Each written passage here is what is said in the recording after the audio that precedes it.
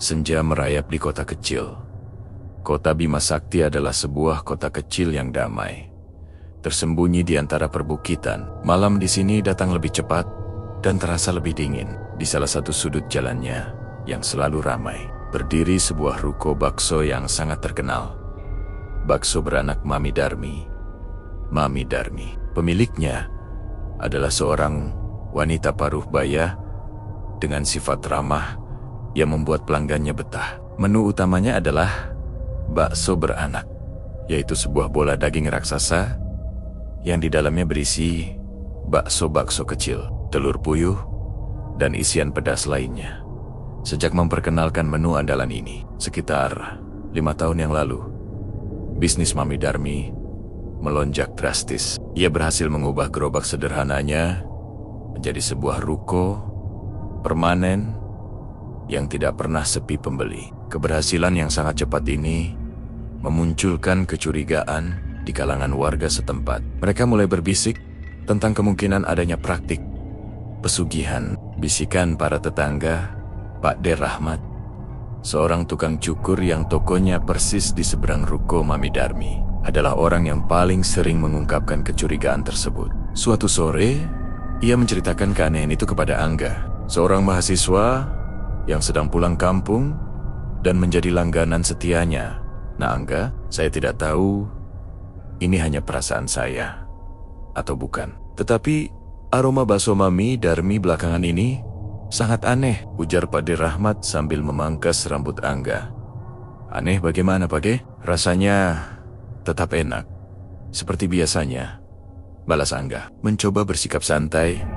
Bukan rasanya nak, tapi aromanya yang muncul saat tengah malam, jelas Pak De Rahmat. Suaranya kini terdengar sangat pelan. Setiap hari, setelah gerobak tutup, Mami Darmi masih berada di dapur belakang. Dari jendela, saya pernah mencium bau amis yang sangat tajam. Itu bukan bau rebusan daging sapi, melainkan bau yang lebih kuat, seperti darah segar. Angga mencoba berpikir logis. Mungkin itu bau jeroan yang belum dibersihkan, Pak De. Kan warung bakso memang sering mengolah jeroan. Tidak, nak. Bau itu hanya muncul pada jam-jam tertentu, persis sebelum fajar. Dan setiap kali bau itu tercium, bakso beranak Mami Darmi akan habis terjual seluruhnya keesokan harinya. Ini sudah terjadi lebih dari 10 kali dalam bulan ini. Sanggah Pak De Rahmat, matanya menunjukkan keyakinan. Saya yakin ada ritual tertentu di sana. Mengintip jendela belakang, kata-kata Pak De Rahmat membuat Angga gelisah. Rasa ingin tahu sebagai mahasiswa mengalahkan rasa takutnya. Tepat pukul 1:30 dini hari, Angga diam-diam berjalan menuju ruko bakso beranak Mami Darmi. Jalanan sangat sepi. Diselimuti kegelapan malam, ia menyusuri lorong sempit di samping ruko hingga mencapai area dapur belakang. Udara di sana terasa dingin mencekam, dan kemudian ia menciumnya. Aroma amis anyir yang persis dideskripsikan Pak De Rahmat. Bau itu sangat menyengat dan memualkan. Angga melihat celah jendela dapur yang sedikit terbuka. Ia mengintip dengan hati-hati. Dapur itu remang-remang, hanya diterangi oleh satu lampu pijar kuning. Di tengah ruangan, Mami Darmi berdiri di depan sebuah kuali besar. Di sampingnya terlihat seekor kambing hitam yang sudah disembelih. Darahnya menetes ke lantai. Mami Darmi terlihat memegang sebuah mangkuk kecil berisi cairan merah gelap. Dengan gerakan ritmis, ia mengoleskan cairan itu ke seluruh permukaan bakso beranak yang masih mentah. Sambil melakukan itu, ia merapal mantra dengan suara rendah dan mendesis. Angga tidak mengerti bahasanya, tetapi ia mendengar beberapa kata yang mengerikan. Amis ini adalah jaminan agar mereka tak pernah curiga. Tiba-tiba, Mami Darmi menghentikan gerakannya. Matanya yang biasanya hangat, kini menoleh tajam ke arah jendela. Ada kilatan merah sekilas di sana. Angga panik. Ia mundur tergesa-gesa dan menabrak tumpukan kaleng kosong. Suara itu terdengar sangat nyaring. Angga tidak menunggu lagi. Ia berbalik dan lari secepat mungkin. Ia tahu, ia telah melihat sesuatu yang seharusnya tidak ia lihat. Tumbal. Dan ia yakin, bahan itu bukan hanya darah kambing. Angga harus mencari tahu. Meskipun itu berarti ia telah menempatkan dirinya dalam bahaya besar, Pagi hari setelah kejadian mengintip di ruko bakso, Angga bangun dengan perasaan tidak tenang. Meskipun matahari bersinar terang, bayangan Mami Darmi dengan mata merah menyala terus menghantui pikirannya. Ia tidak bisa melupakan aroma amis anyir yang menempel kuat di ingatannya. Angga memutuskan untuk menemui Pak D. Rahmat. Ia membutuhkan konfirmasi, atau setidaknya seseorang untuk berbagi kengerian yang baru saja disaksikannya. Di toko cukur Pak D. Rahmat, Angga menceritakan semua yang ia lihat, mulai dari kambing hitam yang disembelih oleh Sandara hingga mantra yang didesahkannya. Pak D. Rahmat mendengarkan dengan serius. Ia tidak menunjukkan keterkejutan, hanya sorot mata tua yang penuh keprihatinan. "Saya sudah bilang, Nak, ada yang tidak beres," kata Pak D. Rahmat sambil membersihkan peralatan cukurnya. "Itu pasti pesugihan, jenis yang membutuhkan tumbal. Tapi, kalau cuma darah kambing, kenapa Mami Darmi harus melakukannya selarut itu? Dan dengan cara yang sangat tertutup. Dukun-dukun desa biasanya hanya minta kembang 7 rupa, bukan ritual darah di dapur." "Itulah yang saya pikirkan, Pak D. Apakah itu cuma pelaris? Atau tumbalnya memang lebih gelap dari sekadar kambing?" tanya Angga. Suaranya tercekat. "Saya ingat dia bilang, amis ini adalah jaminan agar mereka tak pernah curiga." "Jaminan?" ulang Pak D. Rahmat mengangguk pelan. "Itu berarti tumbal yang lebih besar sedang dipertaruhkan. Dengar, Nak, Angga, jangan pernah lagi kembali ke sana. Kau sudah tahu rahasianya. Orang yang bermain dengan jin tidak akan ragu menyingkirkan siapapun yang menjadi penghalang rezekinya." Nasihat Pak D. Rahmat bukannya membuat Angga lega, malah semakin memicu rasa bersalah dan ingin tahu. Ia teringat kembali kasus hilangnya 3 anak jalanan yang sering tidur di area pasar. Dalam kurun waktu 6 bulan terakhir, penyelidikan kecil di area pasar, Angga tahu ia tidak bisa melapor ke polisi tanpa bukti yang kuat. Ceritanya pasti akan dianggap sebagai hayalan. Ia memutuskan untuk mencari informasi dari sumber yang paling tidak terduga. Anak-anak jalanan lain yang masih tersisa. Sore itu, Angga mengunjungi pasar tradisional yang berjarak sekitar 2 blok dari ruko Mami Darmi. Ia mendekati sekelompok anak jalanan yang sedang bermain kelereng. Dengan hati-hati, Angga menawarkan makanan ringan dan mulai bertanya tentang timinmen mereka yang hilang. Seorang anak laki-laki bernama Ojan, usianya sekitar 8 tahun, menatap Angga dengan mata ketakutan. Bang Jamal dan Bang Dedi sudah tidak ada," kata Ojan pelan. "Mereka hilang waktu malam Jumat Kliwon bulan lalu." "Kalian ingat kemana mereka pergi sebelum hilang?" tanya Angga lembut. Ojan menggeleng. Namun, seorang gadis kecil bernama Rina tiba-tiba menyela. "Mereka suka makan bakso gratis, Kak. Bakso dari Mami Darmi. Kalau malam, Mami Darmi kadang kasihan dan memberi mereka sisa-sisa bakso beranak yang sudah dingin." Jantung Angga serasa berhenti berdetak. "Kapan terakhir kali mereka dikasih bakso?" "Malam mereka hilang itu, Kak," jawab Rina. "Bang Jamal bilang Mami Darmi menyuruh mereka datang lewat pintu belakang setelah warung tutup, biar tidak ada yang lihat." Rina melanjutkan, "Bang Dedi sempat bilang, malam itu Mami Darmi tidak memberi mereka bakso biasa, tapi bakso yang baru diolah. Dan katanya khusus. Bakso itu bau aneh, Kak. Bau wangi. Tapi ada amisnya sedikit. Tapi mereka lapar.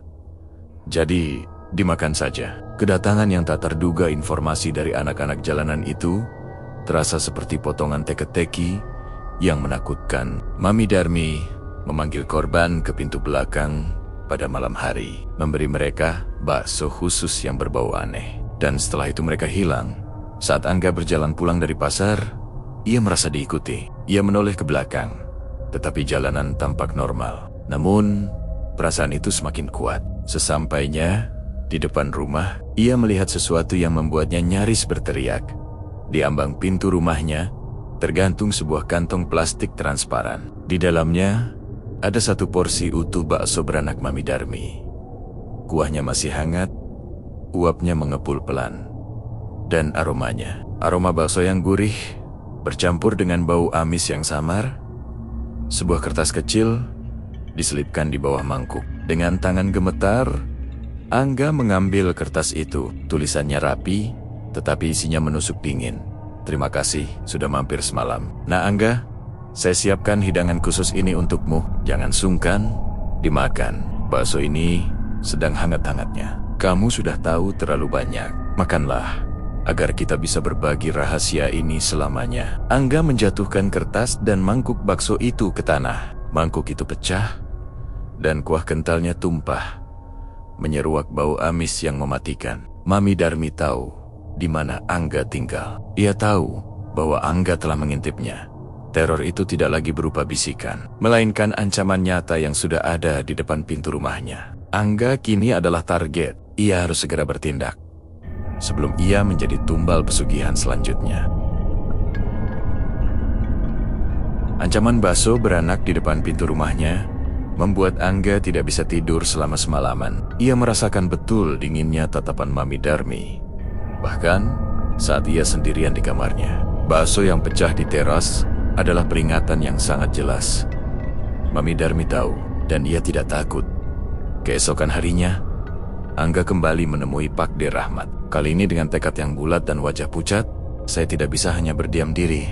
Pak De, dia sudah tahu, dan dia mengancam saya, ujar Angga sambil menceritakan kiriman bakso khusus itu. Pak De Rahmat tampak sangat khawatir. Nak, ini bukan lagi soal gosip atau hantu. Ini melibatkan nyawa. Sebaiknya kau tinggalkan kota ini segera. Kembali ke tempat kuliahmu. Tidak, Pak De. Jika saya lari, saya hanya mengonfirmasi bahwa dia benar. Dan bagaimana dengan Bang Jamal, Bang Dedi, dan anak-anak lain? Saya harus membuktikan kalau Mami Darmi adalah penyebab hilangnya mereka. Angga kemudian menjelaskan rencananya. Ia akan mencari informasi tentang asal-usul kekayaan Mami Darmi. Bukan hanya baksonya, tetapi dari mana sumber ilmu hitam yang digunakannya. Angga yakin orang yang bermain pesugihan pasti memiliki tempat khusus, atau setidaknya seorang guru spiritual yang memberinya jimat atau benda-benda ritual. Saya akan pergi ke kantor desa mencari data awal usahanya. Lalu saya akan mencari tahu tentang sejarah Mami Darmi sebelum ia membuka bakso beranak 5 tahun yang lalu. Jelas Angga. Pak De Rahmat menghela napas panjang. Baiklah nak, saya akan bantu sejauh yang saya bisa. Saya akan pura-pura memperbaiki atap toko saya dan mengawasi ruko Mami Darmi. Jika kau mendapat masalah, beri kode segera. Data dan fakta mengerikan. Angga memulai misinya. Ia mengunjungi kantor desa, menggunakan alasan tugas kuliah untuk meminta akses data demografi usaha kecil. Dengan sedikit basi-basi, ia berhasil menemukan berkas izin usaha Mami Darmi. Informasi yang ia temukan sangat mengejutkan. Mami Darmi, yang nama aslinya adalah Sumarmi, sebenarnya berasal dari luar kota, dari sebuah desa kecil di lereng Gunung Merapi. Ia pindah ke Bima Sakti sekitar 6 tahun yang lalu. Ia hanya bekerja sebagai asisten rumah tangga selama setahun. Yang paling mencurigakan adalah perubahan mendadak status keuangannya. Dalam kurun waktu 3 bulan setelah ia berhenti menjadi asisten rumah tangga, ia tiba-tiba memiliki modal yang cukup besar untuk membeli gerobak dan menyewa toko kecil modal yang tidak mungkin didapatkan dari upah asisten rumah tangga. Angga fokus pada detail itu. Gunung Merapi, tempat itu terkenal dengan kisah-kisah mistis dan ritual pesugihan yang sangat kuat. Malam itu, Angga nekat mencari informasi lebih dalam melalui internet. Ia mencari nama Sumarmi di forum-forum paranormal. Setelah mencari hampir 3 jam, ia menemukan sebuah postingan lama di sebuah forum komunitas spiritual. Postingan itu menceritakan tentang seorang wanita dari lereng Merapi yang rela menjual suaminya sendiri kepada penunggu jurang. Demi mendapatkan kekayaan abadi, Angga membeku saat membaca detail fisik wanita itu. Deskripsinya cocok dengan Mami Darmi. Petunjuk dari masa lalu. Postingan itu juga menyebutkan bahwa tumbal awal untuk perjanjian itu adalah 2 nyawa yang paling disayangi. Dan setelah itu, Setiap tahun ia harus mempersembahkan tumbal pengganti berupa 3 nyawa, yang disebut tumbal pengganti beranak. Karena tumbal itu harus disamarkan dalam sesuatu yang dikonsumsi banyak orang. Dan yang lebih mengerikan, Mami Darmi disebut pernah bekerja untuk seorang dukun tua di sana, yang mengajarkannya cara membuat media makanan pengikat. Media itu harus menggunakan darah tumbal untuk mengikat pelanggan, membuatnya ketagihan dan tak bisa lepas. Angga membandingkan semua fakta. Hilangnya 3 anak jalanan dalam 6 bulan terakhir. Tumbal pengganti tahunan yang membutuhkan 3 nyawa. Darah kambing yang ia lihat Mami Darmi oleskan. Kemungkinan hanyalah tumbal penyamaran atau pengikat sementara. Bakso beranak nama itu sendiri adalah kode untuk tumbal pengganti beranak yang disembunyikan. Angga merasakan kengerian yang sangat hebat. Mami Darmi tidak hanya melakukan pesugihan. Ia menjadikan pelanggan setianya sebagai bagian dari ritual pengikat abadi. Dan bakso beranak yang lezat itu adalah media santet yang paling efektif.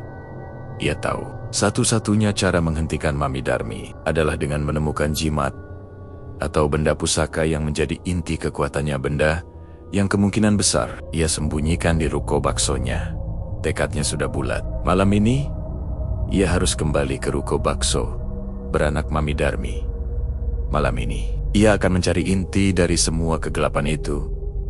Angga menunggu hingga tengah malam. Pukul 1 dini hari, ia bergerak menuju ruko bakso beranak Mami Darmi, membawa senter kecil, pisau lipat hanya untuk membela diri, dan hati yang dipenuhi campuran takut dan marah. Bagde Rahmat berjaga di tokonya, memberi sinyal lampu jika situasi tidak aman. Berkat pengintaian sebelumnya, Angga tahu bahwa Mami Darmi selalu memasuki ruko melalui pintu belakang pada jam-jam ritualnya. Angga memilih untuk menyusup melalui jendela dapur yang ia intip sebelumnya. Jendela itu terbuat dari kayu tua dan hanya dikunci dari dalam dengan kait sederhana. Dengan bantuan obeng kecil, Angga berhasil mencongkel kait jendela itu tanpa menimbulkan suara. Ia masuk perlahan ke dalam dapur yang gelap dan pengap. Aroma amis yang samar kini tercampur dengan bau kuah kaldu yang dingin. Sebuah perpaduan bau yang menjijikan. Dinding dan kuali misterius Angga menyalakan senternya. Ia segera mencari objek yang paling mungkin menjadi tempat penyimpanan jimat. Kuali besar tempat Mami Darmi melakukan ritual, atau dinding yang tampaknya sudah tua. Ia memeriksa kuali besar itu terlebih dahulu. Kuali itu dingin dan kosong. Tidak ada benda apapun di dasarnya. Ia kemudian beralih ke area dinding. Ia mengamati detail yang tidak ia perhatikan saat mengintip. Di belakang tungku, ada bagian dinding bata yang warnanya sedikit berbeda. Seolah baru dicat atau diperbaiki. Angga mengetuk dinding itu perlahan. Bunyinya terasa gemah, berbeda dari bagian dinding lainnya yang padat, kosong. Dengan menggunakan pisau lipat, Angga mulai mengungkit pinggiran bata yang mencurigakan itu. Butuh waktu sekitar 10 menit. Namun ia berhasil membuka sebuah lubang kecil di dinding. Itu adalah sebuah ruang rahasia yang tersembunyi. Di dalamnya, Angga menemukan sebuah kotak kayu kecil yang diikat dengan kain hitam yang sudah usang dan bernoda. Bau amis anyir yang paling kuat berasal dari kotak itu, bercampur dengan bau kemenyan yang sangat tajam. Angga tahu, ini adalah inti dari kekuatan Mami Darmi. Kehadiran dan pengorbanan. Saat Angga hendak membuka kotak itu, tiba-tiba ia mendengar suara gemeretak di lantai atas. Suara itu adalah langkah kaki yang sangat berat, seolah menyeret sesuatu. Mami Darmi pasti sudah kembali. Angga segera mematikan senternya dan bersembunyi di balik rak piring besar. Mami Darmi memasuki dapur. Ia tidak sendirian. Di belakangnya, seorang pria bertubuh besar, kemungkinan anak buahnya, menyeret sebuah karung goni besar. Karung itu bergerak-gerak lemah. Cepat siapkan tungkunya. Jangan sampai gagal lagi. Tumbal kali ini harus yang paling murni. Desis Mami Darmi dengan suara yang tidak lagi ramah, melainkan dingin dan kejam. Angga mengintip dari celah rak. Pria besar itu meletakkan karung goni itu di meja stainless steel, tempat kambing hitam kemarin disembelih. Mami Darmi maju dan dengan kasar membuka karung itu. Di dalamnya terbaring seorang anak laki-laki kurus yang sangat lemah. Terlihat jelas ia sudah dibius atau dilukai. Anak itu persis seperti deskripsi yang diberikan Rina. Anak ini sudah memakan bakso pengikat kita. Rahmat, dia sudah terikat. Malam ini dia akan menjadi kunci dari pesugihan yang lebih besar, kata Mami Darmi sambil membelai wajah anak itu dengan jari-jari panjangnya. Angga menyadari kesalahan Mami Darmi. Dia memanggil nama anak buahnya, Rahmat. Pakde, Rahmat. Angga tiba-tiba teringat Pakde Rahmat, tukang cukur yang berjanji mengawasi dirinya. Apakah itu hanya kebetulan nama yang sama, ataukah belum sempat Angga mencerna pikirannya? Mami Darmi mengeluarkan mandau yang berkilauan. Ia mengangkatnya tinggi-tinggi, bersiap untuk mengakhiri nyawa anak yang tidak berdaya itu. Angga tahu, dia tidak punya pilihan lain. Dia harus bertindak sekarang. Serangan balik Angga melompat keluar dari persembunyiannya. Ia berlari kencang menuju meja, mendorong Mami Darmi dengan seluruh kekuatannya. Hentikan, dasar iblis, teriak Angga. Dorongan itu membuat Mami Darmi tersentak. Mandau yang dipegangnya terlepas, membentur dinding dengan bunyi nyaring. Pria besar yang dipanggil Rahmat itu berbalik dengan wajah kaget dan marah. Siapa kau? Raung Mami Darmi, matanya kini memancarkan api kemarahan. Saya Angga, orang yang akan mengakhiri kejahatanmu, balas Angga sambil meraih kotak kayu yang ia buka dari dinding. Benda itu masih digenggamnya. Ini adalah kelemahan wanita itu. Mami Darmi melihat kotak di tangan Angga. Wajahnya yang kejam berubah menjadi ekspresi panik yang mengerikan. Kembalikan, itu milikku. Kau tidak tahu apa yang kau sentuh, nak. Herit, Mami Darmi melompat menerjang Angga. Teriakan Mami Darmi menggema di seluruh ruko. Wajahnya yang semula ramah kini benar-benar berubah menjadi topeng kemarahan iblis. Ia menerjang Angga seperti binatang buas yang kehilangan mangsanya. Kau tidak akan mengambilnya dariku, Jero Mami Darmi. Angga menghindari serangan Mami Darmi yang membabi buta. Pria besar yang dipanggil Rahmat berusaha menghalangi jalan Angga, tetapi Angga berhasil menyelinap dan berlari menuju pintu belakang. Ia masih memegang erat kotak pusaka hitam itu. Tangkap dia, bodoh! Jangan biarkan dia membawa kotak itu, perintah Mami Darmi. Suaranya kini terdengar seperti lolongan. Pria besar itu mengejar Angga, tetapi ia jauh lebih lambat. Angga mencapai pintu belakang, tetapi Mami Darmi lebih cepat. Wanita itu meraih bahu Angga, mencengkeramnya dengan kekuatan luar biasa yang tidak ia sangka dimiliki oleh wanita paruh baya. Lepaskan aku! Angga berbalik dan menendang perut Mami Darmi.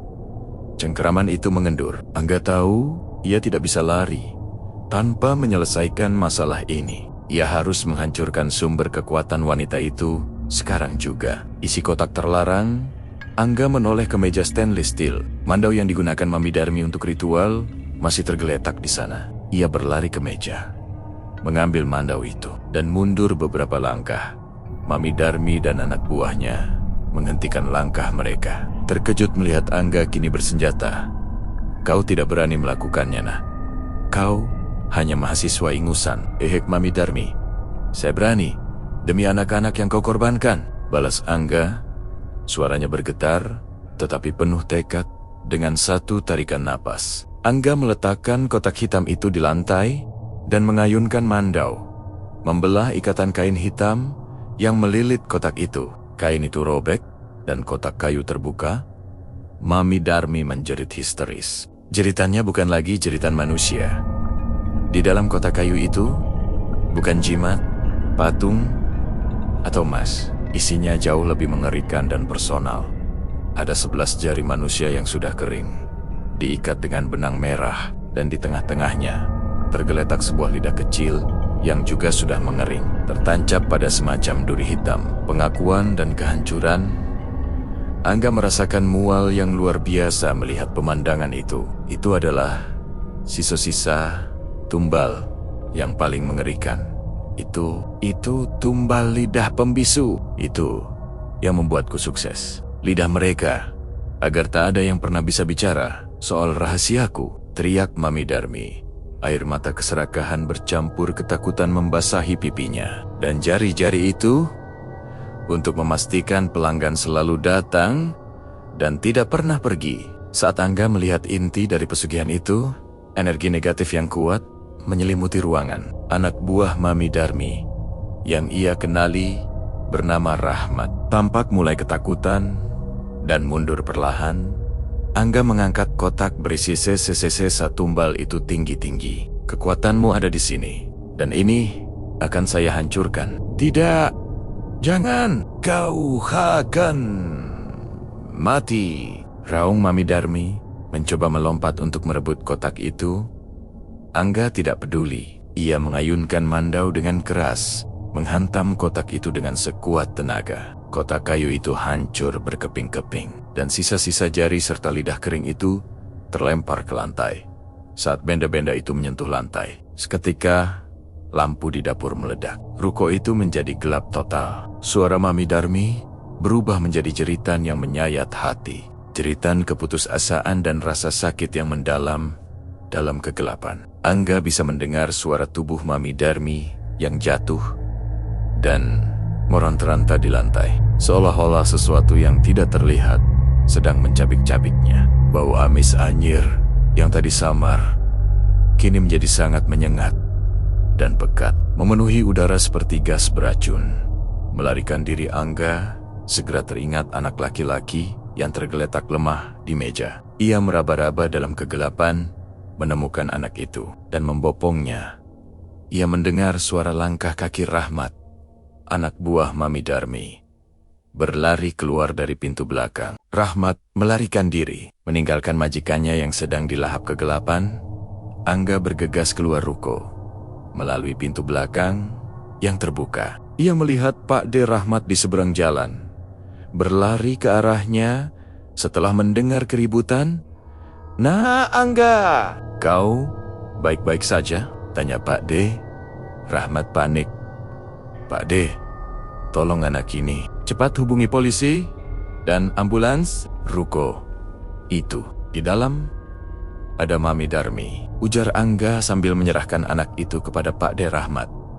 Angga menoleh ke ruko yang kini gelap gulita. Tidak ada suara lagi di dalam, hanya keheningan yang dingin dan bau amis yang mematikan. Pesugihan itu telah memakan kembali tuannya. Fajar menyingsing di kota Bima Sakti, menerangi adegan yang mengerikan di depan ruko bakso beranak Mami Darmi, Angga, dan Pak D. Rahmat memberikan kesaksian kepada polisi, sementara tim medis membawa anak laki-laki yang berhasil diselamatkan. Ketika polisi dan tim forensik memasuki ruko, yang mereka temukan hanyalah kekacauan dan bau amis yang tidak bisa dijelaskan. Mami Darmi ditemukan tewas di tengah dapur. Tubuhnya menunjukkan luka-luka aneh yang sulit diidentifikasi, seolah-olah ia dicakar oleh sesuatu yang sangat besar dan kuat.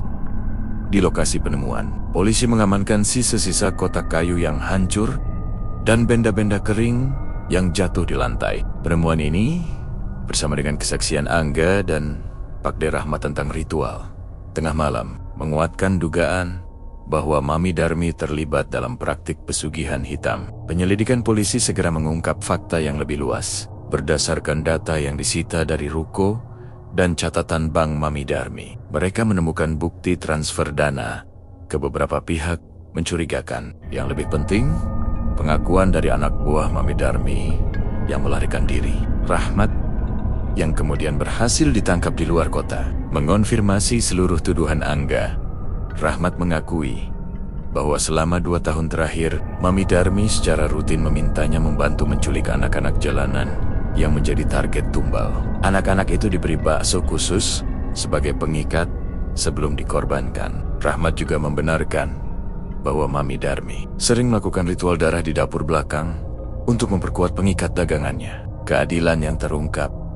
Berita tentang praktik pesugihan bakso beranak Mami Darmi mengguncang kota Bima Sakti dan menjadi berita nasional Selama berminggu-minggu, orang-orang yang selama ini menjadi pelanggan setia merasa jijik dan takut, menyadari bahwa mereka telah memakan makanan yang menjadi media tumbal. Ruko bakso beranak Mami Darmi disegel dan dihancurkan oleh pemerintah kota atas permintaan warga. Tidak ada yang berani mengambil alih tempat itu. Tanah bekas ruko itu dibiarkan kosong, dikelilingi pagar kawat, dan menjadi pengingat bisu akan keserakahan yang berujung pada kekejaman.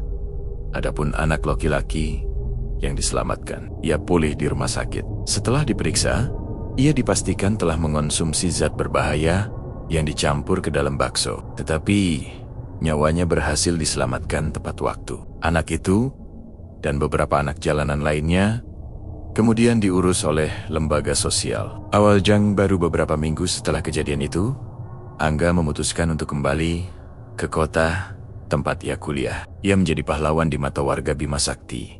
Tetapi ia merasa lega karena teror itu telah berakhir. Angga sempat mengunjungi Pak D. Rahmat untuk berpamitan. "Kau sudah melakukan hal yang benar." "Nah Angga," kata Pak D. Rahmat sambil memangkas rambut Angga untuk yang terakhir kalinya. "Sebelum Angga pergi, kau mempertaruhkan nyawamu untuk menghentikan kejahatan yang tidak terlihat. Sekarang, kota ini kembali damai." Angga mengangguk. Ia tidak akan pernah melupakan aroma amis yang bercampur kuah kaldu dan jeritan Mami Darmi saat sumber kekuatannya dihancurkan. Pengalaman itu telah mengubah hidupnya, mengajarkannya bahwa kegelapan tidak selalu bersembunyi di hutan, tetapi bisa berada di balik senyum ramah seorang penjual makanan. Sebelum pergi, Angga sempat berdiri sejenak di depan lokasi bekas ruko. Tidak ada lagi bau amis, hanya bau tanah. Bakso beranak Mami Darmi dengan segala kengeriannya kini hanyalah cerita seram yang menjadi legenda di kota Bima Sakti. Sebuah pelajaran bahwa kesuksesan yang melampaui batas logika seringkali harus dibayar dengan harga yang sangat mahal. Bahkan dengan 7 nyawa dan kepunahan, Angga berbalik, meninggalkan kota kecil itu. Ia berjanji pada dirinya sendiri bahwa ia akan selalu berhati-hati, terutama pada makanan yang terasa terlalu enak untuk menjadi nyata. Tamat.